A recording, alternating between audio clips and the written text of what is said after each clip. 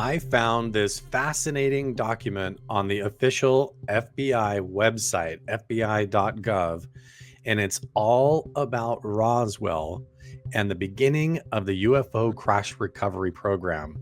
And this entire document is so fascinating. We're going to dig into all of it, including its connections to the new whistleblower accounts from Jacob Barber and all of his Green Beret, Delta Force operators, and nuclear commanders that are coming forward as official whistleblowers and testifying that UFO crash recovery programs, alien technology, or ultra dimensional technology and non human intelligence is real. And we're going to get into it right now. There is a connection between the paranormal, UFOs, and the myths of ancient history. The clues are scattered across the landscape from a forbidden past, maybe even in your own backyard. There is a connection between the true nature of our reality, consciousness, and the unexplained. I'm Karl the Crusher. Let's explore the unknown.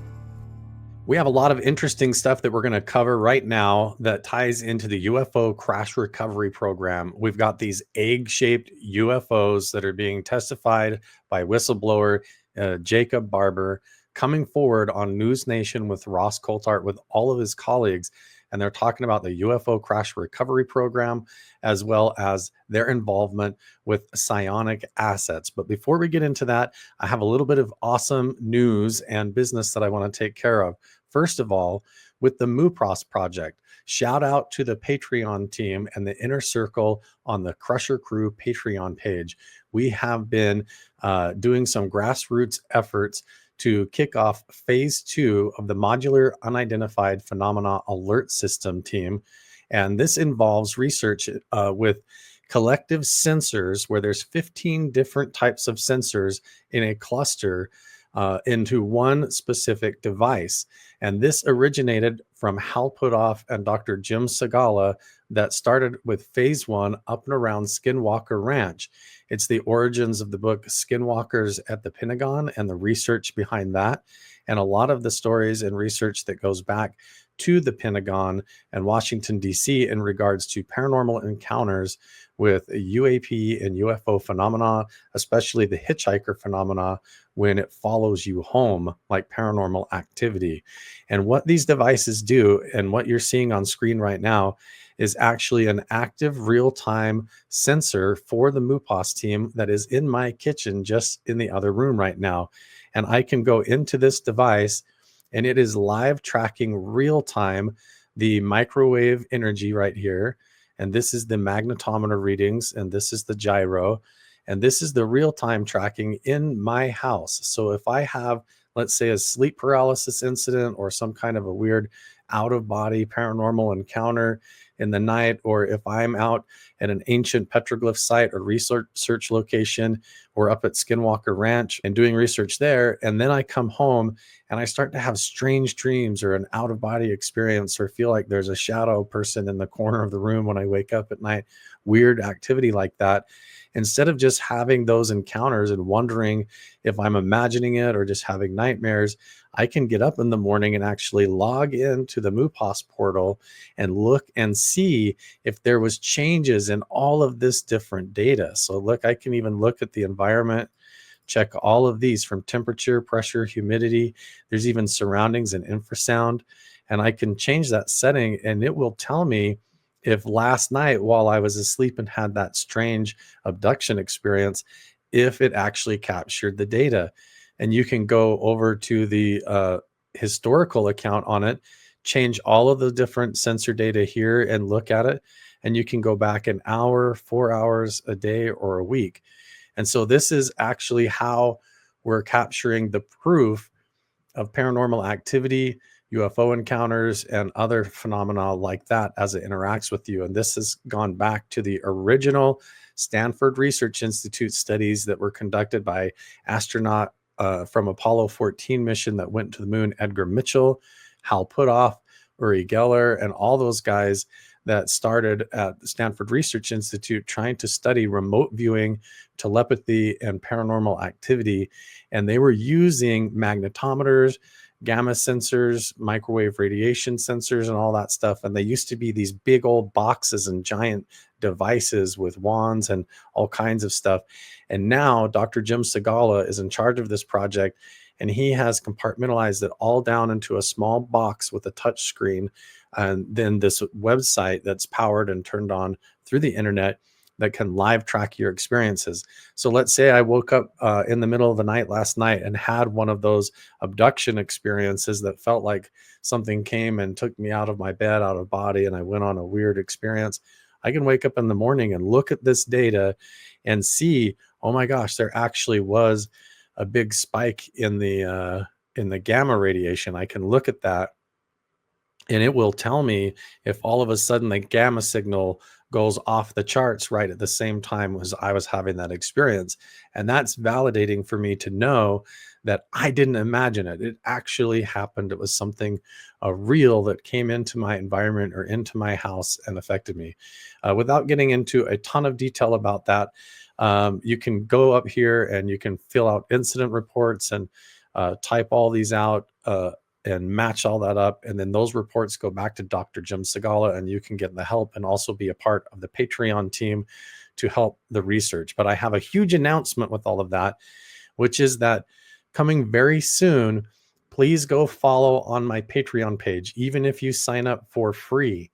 Because if you're interested in getting one of these devices, we have a special opportunity that's coming up where we're going to have 500 devices that we're going to be able to give away for free if you simply sign up for the study and you agree to have Dr. Segala be able to look at the data and help you understand it and know what this study is all about.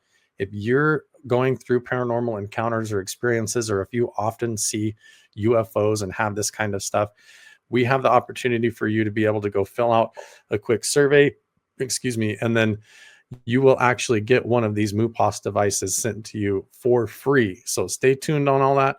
Go follow on my Patreon page and make sure and sign up at least as a free member there to find out more. And if it goes well, we might do another 500 and have a full 1,000 of these Mupas devices to help people out. And that gets right into another big opportunity that we have, which is I've also partnered up with the Terra exploration team. Now, if you're not familiar with these guys, they have worked with the Curse of Oak Island team on History Channel. So if you're a fan of the TV show Curse of Oak Island, these are the guys that helped initially find the money pit, or to do a lot of the ground penetrating radar and the magnetometer work to actually find where things were buried underground. And I got the pleasure and the opportunity to work with this team, Tex Grew, Terra Exploration Group, on the show Beyond Skinwalker Ranch on the History Channel, where they brought ground penetrating radars and magnetometers that were attached to drones and other devices and things that they were able to bring and drag along the ground to look for a buried UFO. And we have an awesome announcement where I've actually partnered up with these guys independently and their company, and they're getting ready in 2025 to launch a bunch of awesome expeditions and also be able to sell and their commercial products. So they have built and designed ground penetrating radars and magnetometers that are rugged and durable and also portable, that used to be these big old huge systems you'd have to take on a truck. And they have also been able to compartmentalize it all down so that you can carry it just in a small rig, in a backpack, or portable. And there's these different options now. There's the Easy Mag Pro, which is a magnetometer that's literally just this tube like this that you can carry as the magnetometer to look for deep underground metal signals. If there's like a buried UFO underground or weird stuff emitting signals or technology or something that you might think is hiding in a mountain or underground, this is the type of technology that you have to have that's durable out in the field when you're up there hiking to be able to find it, which you guys know I've been doing for like the last 10 years. And it's really hard to find equipment that can survive conditions when you're out in the desert or up in the mountains and all that kind of stuff. So the Easy Mag Pro is, and all of these, the Easy Res Pro and the GPR, these are all designed to be portable systems that you can take like on the back of an ATV or SUV or UTV or whatever, or in your backpack, and take out into the field and actually get data to see what's underground. And we have a special offer where also stay tuned and follow on the Patreon page on Karl Crusher to find out more, because you're going to be able to get the opportunity to get special exclusive Karl Crusher autographed Easy Mag Pros, Easy Res Pros, and ground penetrating radar systems that are custom built and designed for Karl Crusher fans, and they'll be autographed by me. And I'm going to be also working in some secret projects that I'm not allowed to talk about with these guys, the Terra Exploration Group, that I'm really excited about. Stay tuned and look forward to all of that news. It's going to be really cool working with these guys more and more throughout the rest of this year. Also, I'm going to be teaming up a little bit with Chris Bledsoe when he comes through the area, and there might be some plans to go around to some really cool spots. So stay tuned with all that. But all of this ties in and goes back to also these new whistleblowers coming forward. Jacob Barber coming out on News Nation with Ross Coulthart, and they're talking about these egg-shaped craft and these 8-gon or octagon-shaped UFOs. And basically what they do is these Delta Force and Green Beret operators, which is what Jacob Barber and all of his colleagues are, they have this advanced equipment, just like what we've been talking about. And it's been equipped to go out into the field and attached to these UTVs, like these Polaris Razors. And they actually have a whole YouTube channel now called Skywatcher. So you should definitely go follow them. Tell Skywatcher that they should team up with Karl Crusher and the Mupas team. And I definitely want to work with these guys.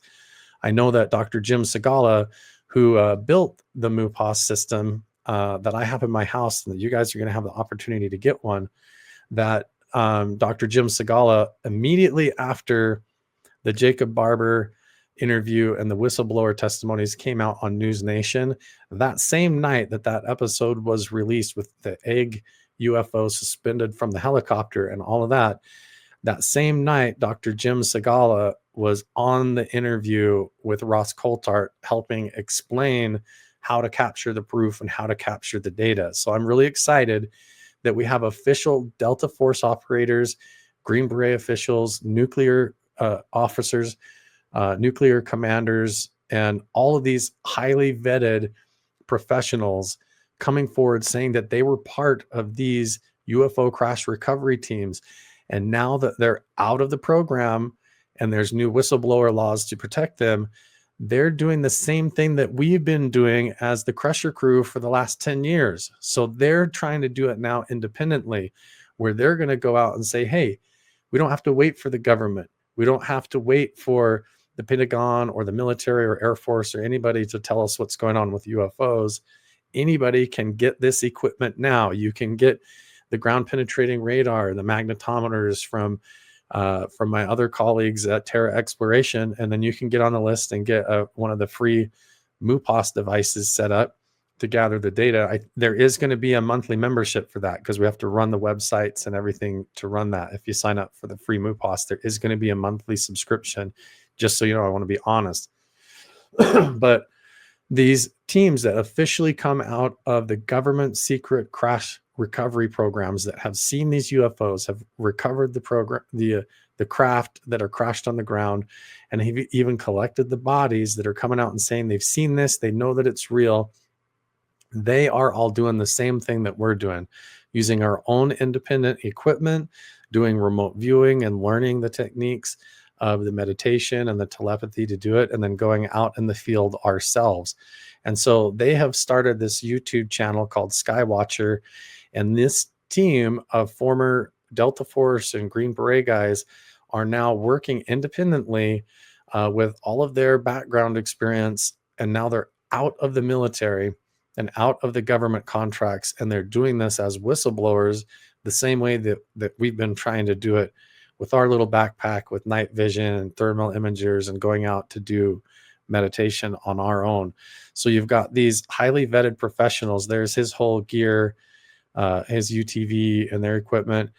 And you've got him coming out of the Air Force. And what's amazing, as he tells the whole story about this, they get into how there's psychic spies. This is a psionic asset who testifies that he was also part of the UFO crash recovery programs where they used telepathy. So this individual right here would use telepathy to take control of the UFO and bring them through into our dimension of reality, and then pilot the UFO down and land it or crash land it.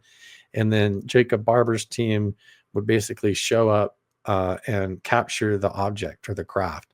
So it's super fascinating and super validating, but just note that they have their own YouTube channel.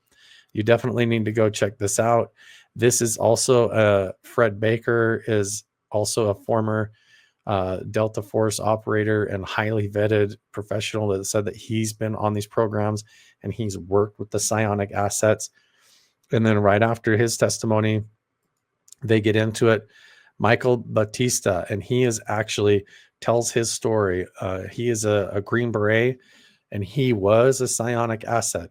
And he 100% says that he would use telepathy or these meditation techniques, and they would contact these UAP and these craft, bring them down and capture them. And he is coming right out of the program, sitting on camera saying that this is what he did and this is what he does.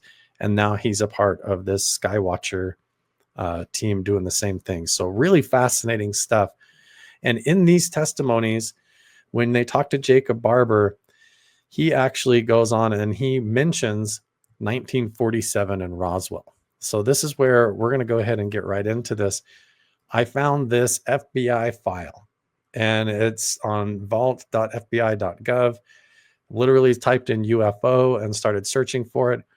I've seen a couple of things about different pages of this online, but nobody's ever really dug into this as far as I've seen. So I thought, why don't we do this together? So what we're going to do is I've selected a couple of specific pages that are really fascinating, because as you go through this, a lot of it's redacted and a lot of it is really difficult to read because it's got this kind of inverted coloring. But it's basically the speculation where you have a lot of conflict going on around a specific date and time, where you have J. Edgar Hoover, the director of the FBI, and other officials from the Air Force and departments of the government arguing back and forth, trying to find out if UFOs or flying saucers are real. And in this document, around the dates and times, I think they kind of spill the beans and actually reveal the beginnings and the origins of this UFO crash recovery program. And there's some specific pages in here when you read close that really are mind-blowing. But these are like, I mean, even these official FBI files, you've got grainy pictures of what could be these these UFOs or UAPs flying around. So it's really fascinating. But the most important one, let's skip down here. A lot of these are just different memorandums, but this one right here, page 22, this is where it starts to get super interesting right here. So we're going to go ahead and read through this. The round robin, the flying roll, San Diego, California, July 8th, 1947. I'm going to zoom in just a little bit more. There we go. July 8th, 1947. Now, if this date doesn't sound familiar, let me jog your memory. Roswell.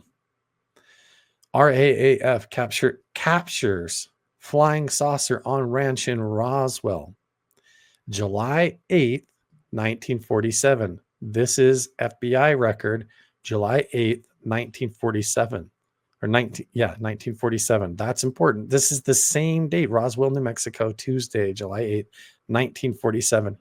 Notice it says captures flying saucer on ranch. It doesn't say discovers or finds. It actually says captures flying saucer. So that's important. And we're going to read about that also in this FBI file, like methods for capturing the flying saucers of the UFOs. Okay, so it says, this memorandum is respectfully addressed to certain scientists of distinction, to important astronautical and military authorities, to a number of public officials, and to a few publications. The writer has little expectations that anything important will be accomplished with this gesture. ... He's like, okay, I'm not going to get my hopes up, but let me try to tell you a very serious situation may develop at any time with regards to the flying saucers. If any one of those should be attacked, the attacking plane will almost certainly be destroyed. On the public mind, this might create near panic and international suspicion.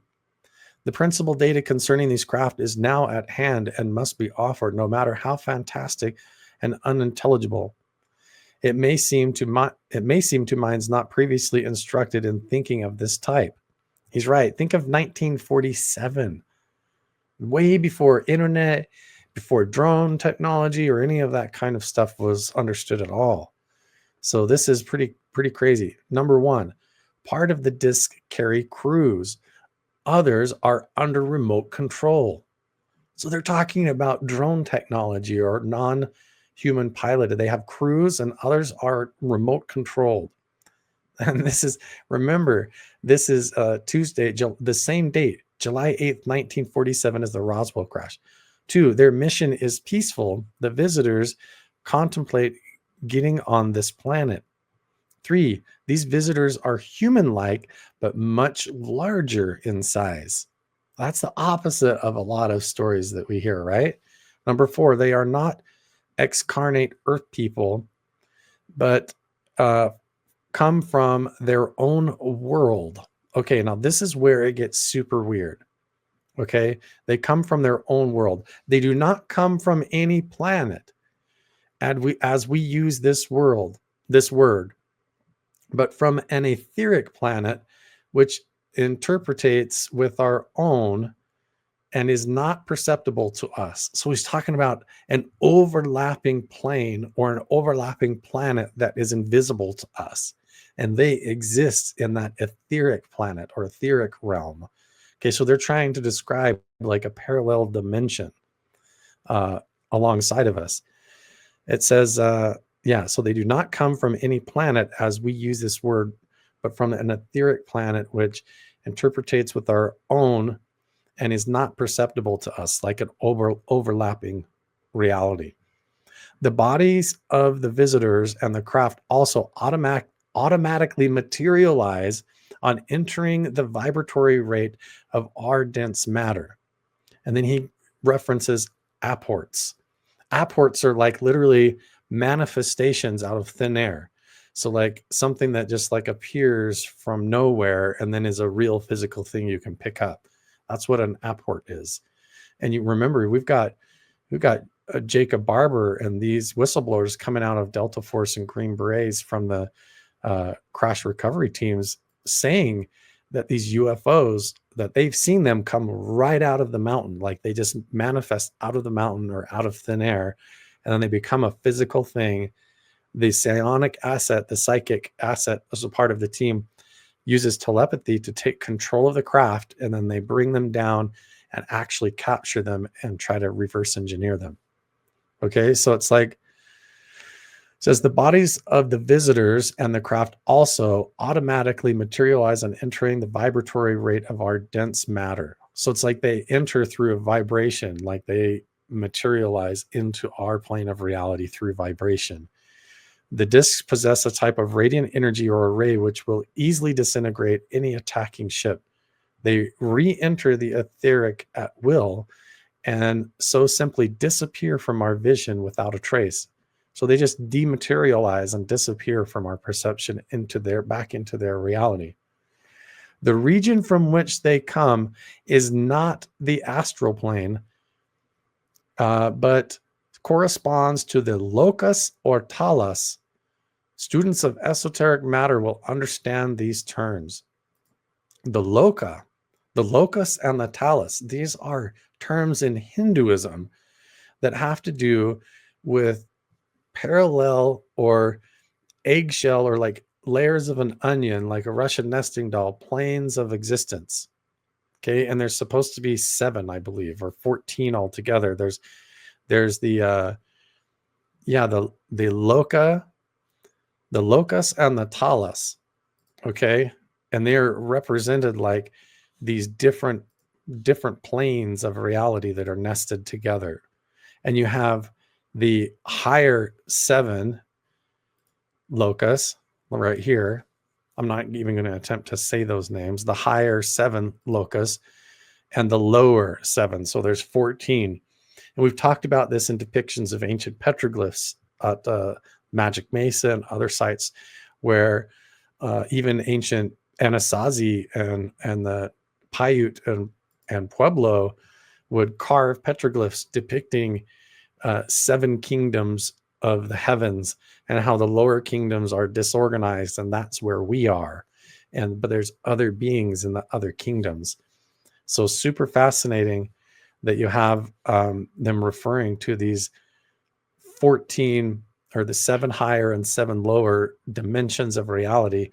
And like the UFOs or these entities, non-human entities, are materializing from this etheric realm, like they're coming out of the locus or the talus, the higher or the lower dimensions, basically like heaven or the basement, like the higher vibratory dimensions and then the lower ones. So imagine we're on a certain vibration or frequency of reality, and the aliens are coming up from the basement and coming down from the attic through those different frequencies, just like you would have different video games saved on a hard drive or like a whole different a bunch of albums of music saved on your phone.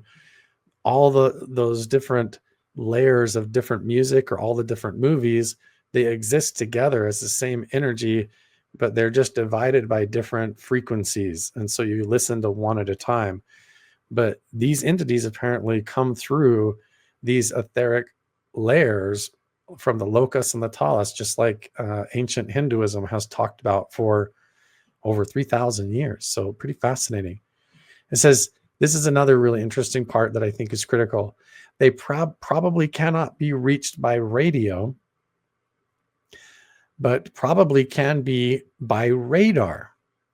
Now, remember, this is 1947, and this is right when you have these other whistleblowers coming out of this Skywatcher team, nuclear commander, and the other members of Delta Force and Green Beret and snipers coming out saying that basically what happened at the Manhattan Project, once they figured out nuclear bombs and weapons and things like that, along with that, they were also figuring out advanced radar. And they were cranking up those radar signals so high, especially around Roswell, New Mexico, and these different facilities. They were cranking up the radar signals so high, not really knowing what was going to happen, that I think that they incidentally and accidentally pulled some of these UFOs and UAPs out of their etheric plane of reality and brought them down and crash landed them, specifically in Roswell. And after this incident on July 8th, 1947, the same day that this was published for the Roswell crash in New Mexico, you're going to see this entire frantic race to try and gather evidence of other UFO crashes, because once they cranked up the radar, there was more than just Roswell. There was multiple incidents of landings and crashes that all happened in the months of July and August 1947. That's in this document. So it's pretty fascinating. It's all redacted. These letters are written, and then you can't tell exactly who sent them, but these are all sent to the director of the FBI, J. Edgar Hoover, back in 1947. These are all August 8th, 1947. So let's skip down here. See, they even reference other sightings and other newspaper articles in here. And it's like they're trying to, after the Roswell incident happens, it's like they're frantically trying to figure out all these different UFO crash stories and different sightings. And then we get to page 33, and this is pretty interesting. This says, communication section, transmission following message 2, Detroit, urgent, United States Department of Justice, redacted, informants, flying disc, miscellaneous, August 5th, material should not be forwarded to the FBI laboratory for examination, but should be turned over to the Army Air Force Intelligence. Hoover. So this is signed by Hoover, recorded, and this is August 11th. So remember, Roswell is July 8th. So then all of a sudden, August 7th, the same year, 1947, this little snippet, you've got J. Edgar Hoover basically arguing back and forth in this communication, an official Department of Justice document on FBI.gov admitting the flying disc miscellaneous materials should not be forwarded to the FBI laboratory for examination, but should be turned over to the Army Air Force Intelligence. So J. Edgar Hoover's like, I don't want anything to do with this. So this is the FBI admitting we don't want to deal with this. It should be dealt with by the Army Air Force Intelligence. So I thought that was a really fascinating admission here. This is the beginnings, because of the Roswell crash, July 8th. You've got right after that, the FBI and the Army Air Force Intelligence sort of arguing over who's got what, who's supposed to be responsible for what parts of the crash. And they admit right in this redacted document that it's from a flying disc, right? So that's pretty wild. It's like they spill the beans accidentally, or they let this come out, that there was actually something from the Roswell crash. Okay. Then we also have this on page 38. Again, the 24th, 1947. And this is from July 10th. So again, 8, 9, 10, 2 days after Roswell. And it says that Brigadier General George F. Shulgin,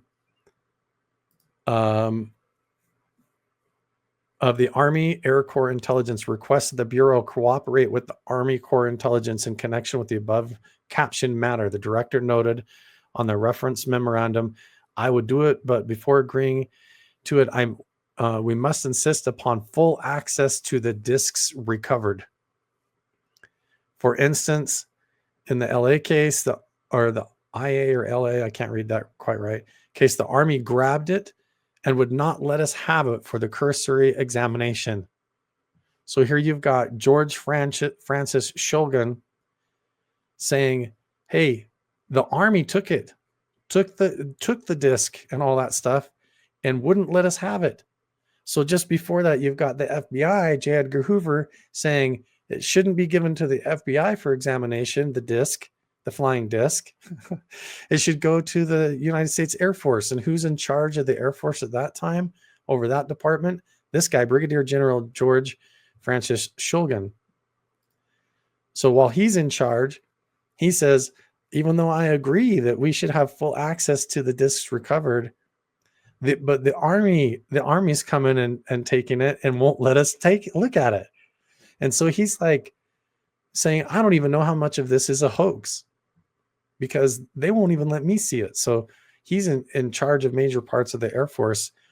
And there he's going back and forth with J. Edgar Hoover of the FBI saying, you're saying that I'm supposed to be in charge of this and I should have the recovered disc from a few days ago in Roswell. But the Army grabbed it and would not let us have it for an examination. That's what he says on page 38. So then we skip down here. There's a bunch more of this back and forth between J. Edgar Hoover and others. And then on page 42, let's see. Regarding the Kenneth Arnold and the flying saucers, I got a brainstorm. Maybe there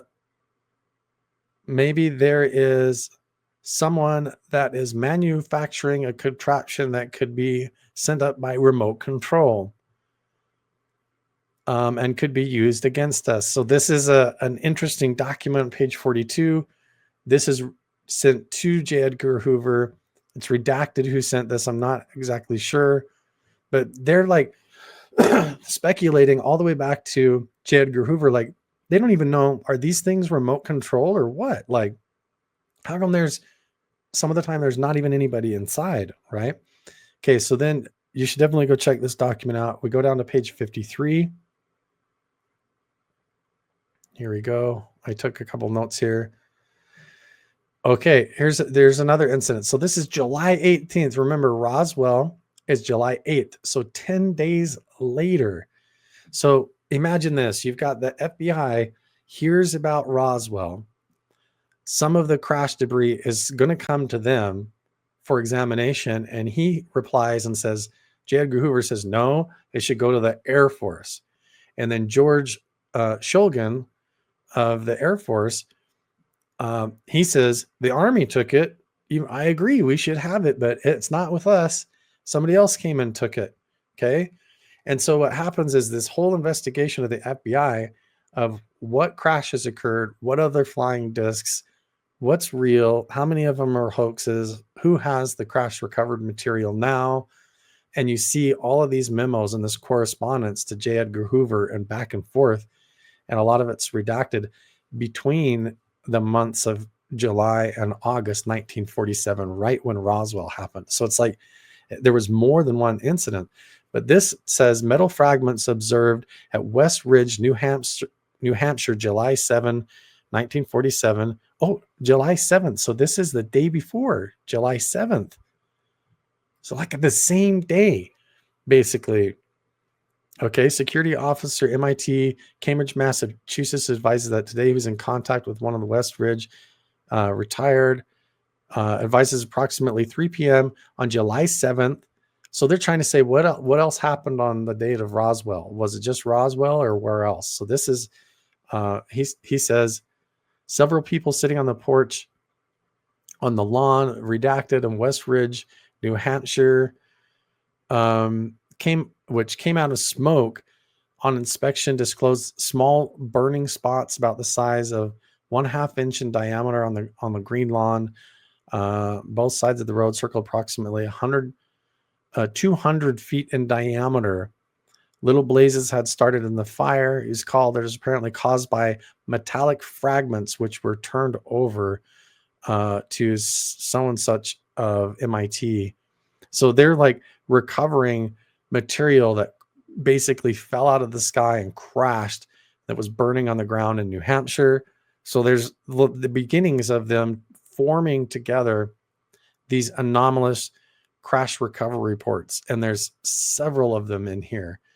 On page 57, Seattle reported a flying disc landed at that time last night, burning, and it immediately extinguished. A disc fell a short distance from their offices. Agents immediately dispatched and recovered the disc. The offices examined by the Navy electronics experts. So they're this 28-inch circular sized disc lands, and it talks about the different mechanisms, like how there's a cylinder coming out, there's a short piece with like of tubing and a pipe coming out, and then there's even like a piece of cloth. In this instance, there's even symbols on it. Let's see, is this the one? There was one that said there was like Russian symbols on the side of it, like a there was like a disc or like a sickle and a hammer or whatever. But fascinating stories where they're trying to figure out which of these came from from Russia, or which ones are real or which ones are hoaxes. And there's like even statesmen from Boise coming out and talking about all this stuff. And then you've even got photos of some of these alleged discs, some of these smaller ones that they couldn't figure out. Are they like remote controlled or drones or what? But there's pictures of them in here in this FBI file. Super fascinating document, you guys. When you think about how it flat out says that they on the same dates, you see the FBI scrambling to try and figure out what's real and what's not, especially on this page 22 is a real interesting read, talking about how they come from a different vibration from the locus or the talas, and they get into Hinduism, like parallel dimensions of reality. And then you could see the director of the FBI and of the Air Force scrambling to try and figure this out, and who in the Army took all this stuff. So anyway, fascinating stuff. I wanted to put your guys' attention over to this, to FBI files, because I'm kind of a nerd about all this. If you want to know more, if you want to take part in the Mupas team study, make sure and go follow over on Patreon to get in line. Follow as a free subscriber over there for now, or if you want to subscribe as a member to get access early. And then as soon as those are ready, you can be in line to get one of the first 500 of those devices. And also, if you're into the ground penetrating radar, magnetometer, field research, if you're an adventurer and you go out there, please check the links down below as soon as they're available, and follow on Patreon as well for more announcements about the magnetometers and ground penetrating radars for field kits. And so a lot of really cool stuff coming out. Make sure to subscribe, turn on notifications, become a part of the Crusher Crew Inner Circle, and we will see you guys in the next one.